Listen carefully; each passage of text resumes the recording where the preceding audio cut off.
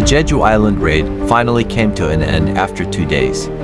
The hunters on the island fought bravely and eliminated most of the ants. Jin-Woo also sent Beru to assist in exterminating the remaining ones. Beru played a crucial role in clearing out the last of the ants on Jeju Island. However, some ants managed to escape and nearly reached the Chinese coast, but they were swiftly intercepted and eliminated by China's strongest hunter. In a separate scene, we see a recording of the battle between Jin-Woo and Beru being played in a room. A man watching asks, "Is this how it was summarized?"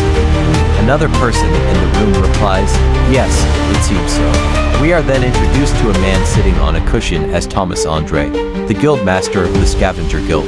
Since this happened, it will be even more difficult to meet Jin-Woo.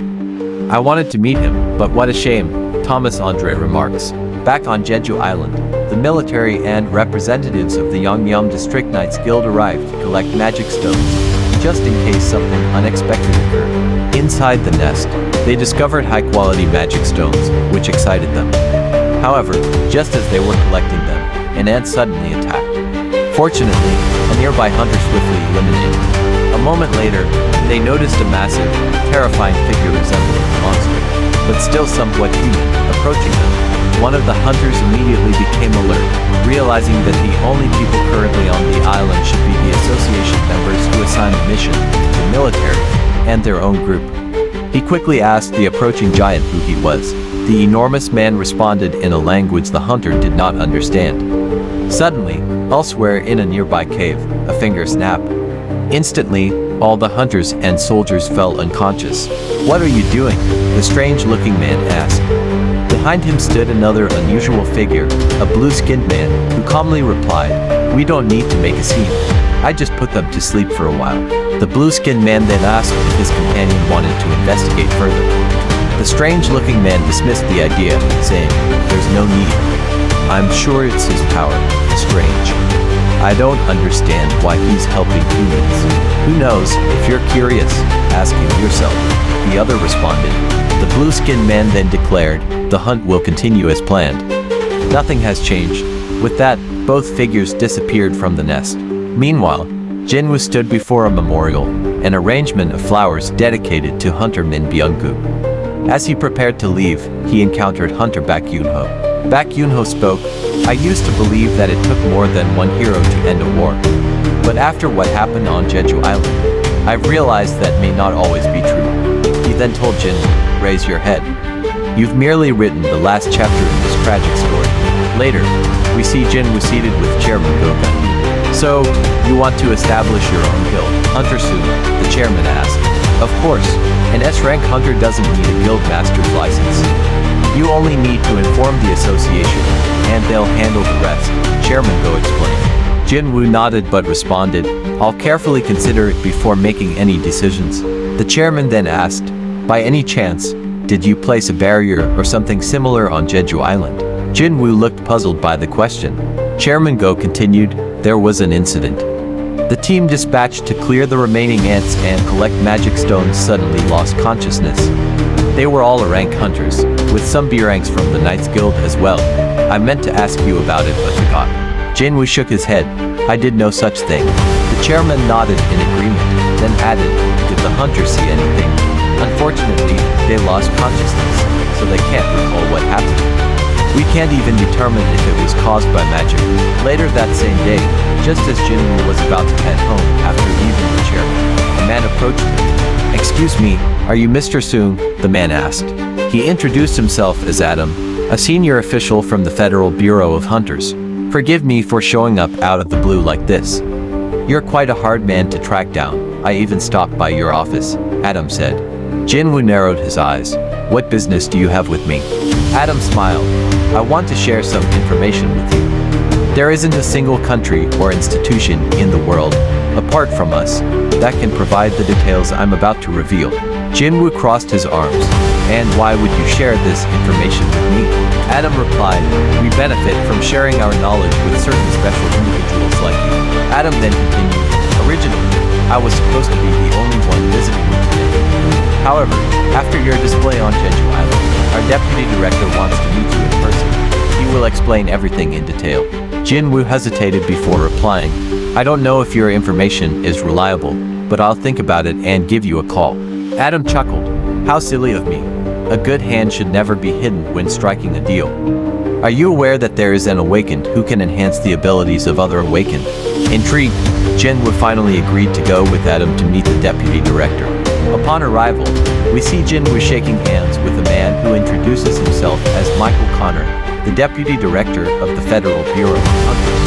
Inside a meeting room, Michael, Adam, and Jin-Woo sit together as the deputy director gets straight to the point. Michael places an immigration document on the table. Usually, it takes 1 to 2 years to process this. However, we're willing to make an exception for you. He looks directly at Jin-Woo. "Just say the word, and you'll become an American citizen in an instant." Jin-Woo, unfazed, responds, "I came here because Adam said you had information for me. Tell me, is it really possible to upgrade a hunter's abilities?" Michael smirks.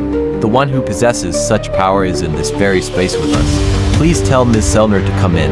The deputy director remarks that she is the only person in the world who can help other awaken exceed their limits. We then see the woman introduced to us as Mrs. Norma Selner. Jin-Woo takes a close look at her and notices that she has a different aura compared to other awakened individuals. The deputy director stands up for Mrs. Selner and asks her to explain the true nature of her ability to Jin-Woo. Mrs. Selner tells Jin-Woo that she has the ability to help others surpass their limits. She can raise their potential through a process involving 3 stages. She further explains that, by guiding someone through these 3 stages, she can unlock their limitations.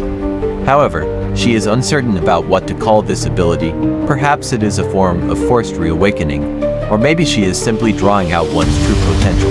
The deputy director assures Jin-Woo that everything she says is true. However, her ability requires an extensive period of rest after each use, meaning she can only assist 3 or 4 awakened individuals per year. Jin-Woo asks how effective and efficient the process is exactly. She responds that the results vary between individuals, but after completing the 3 stages, an awakened can experience a 20% to 30% increase in strength. Jin-Woo, maintaining a calm expression, internally acknowledges that now he understands why Dongsu chose to move to America, despite facing public hatred. Who could turn down such an offer? Any hunter would jump at an opportunity like this. The deputy director tells Jin-Woo that if he agrees to become a hunter for the United States, he will be the first to receive this benefit. To ensure the best conditions, they are prepared to arrange a deal with the guild of his choice. Mrs. Selner reassures Jin-Woo that there is no need to rush. They are here today to help him open the first stage. The deputy director agrees, saying that if Jin-Woo wants to unlock his potential, this is the first step. Jin-Woo then asks if this comes at a cost. The deputy director responds, telling him to consider it a service. Mrs. Selner takes Jin-Woo's hand and tells him to look closely into her eyes. This is the first stage.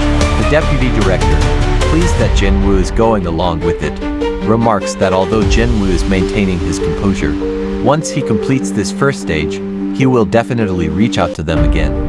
If he is impatient, he might even sign the contract immediately. The Jeju Island Raid, Goto Ryuji, the man striving for a nation-level rank, failed. Was easily cleared by an unheard of ability. I wonder where your limit lies. Suddenly, Mrs. Selner's face contorts in shock as the surroundings around her turn pitch black. She looks around and sees a face in the distance, shrouded in darkness. She keeps staring at it until suddenly, the face looks back at her. The scene shifts back to the room where everyone is seated. Mrs. Selner starts screaming. The agents in the room immediately draw their guns and point them at Jin-Woo. The deputy director quickly orders them to lower their weapons and apologizes to Jin-Woo for their actions. Meanwhile, Jin-Woo is puzzled by Mrs. Selner's reaction. He has no idea what she saw that made her scream. The deputy director turns to Mrs. Selner, asking what happened, but she is so frightened and shaken that she cannot speak. After a moment, he tells Jin-Woo that she does not seem well and that they will contact him another time. He then asks Adam to escort Jin-Woo outside. Sometime later, the director asks Mrs. Selner again what she saw. Still trembling, she finally manages to speak. In a shivering tone, she says, Jin-Woo is a king, a very powerful king. The director is shocked and asks if this means Jin-Woo has already reached nation-level hunter status. Mrs. Selner hesitates. I'm not sure, I've never experienced anything like this She explains that when she looked into Jin-Woo, he was looking back at her. But it wasn't just Jin-Woo, it was the endless darkness within him. He has no limits. Elsewhere, a phone rings. Chairman Go picks it up. What? A Birankade just appeared in the middle of the road? A Birankade isn't something an ordinary attack team can handle. I'll get in touch with the major guild right away, the chairman says before hanging up.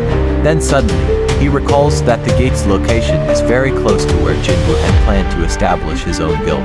Jin-Woo sits in his car, deep in thought, trying to comprehend what Mrs. Selner saw that made her scream. Her eyes were filled with fear, he reflects. I doubt she will agree to meet with me again. Suddenly, Jin-Woo's phone rings. He glances at the screen. It's Chairman Go. Chairman Go informs Jin-Woo that a gate has appeared in the middle of the road near his planned guild location. It has been evaluated as a Birankade, and he asks Jin-Woo for help in handling it. Jin-Woo arrives at the gate but is stopped by an official who tells him that he cannot just walk in. Upon getting a closer look, the man realizes it is the S-rank hunter Jin-Woo, who has just arrived. How did you know to come here? You might be an S-rank, but we can't allow actions that violate regulations. Do you have a raid permit? Even if you did, you can't enter without the minimum number of raid members, the official states. Jin-Woo, unfazed, pulls out his phone and calls Chairman Go to inform him that he has arrived at the gate but is facing some resistance. He hands the phone to the official. A moment later, Jin-Woo enters the gate. Just as he steps inside, the gate's color shifts to red. Jin-Woo glances around and remarks, "No matter how I look at this, it feels like a red gate. The exit is blocked. This one might take some effort." He summons his shadow army. I'll wrap this up in one day. Jin-Woo commands his shadows to attack. As the battle unfolds, he stands and watches as his army clears out the monsters, paving the way for him like a true king. "Let's move on to the next target," he says as he strides forward. And with that, Season 2 comes to an end. But don't worry, the journey isn't over yet. The next recap will pick up right where Season 3 begins, diving even deeper into the story. So stay tuned, and I'll see you in the next chapter. Don't forget to subscribe so you don't miss it.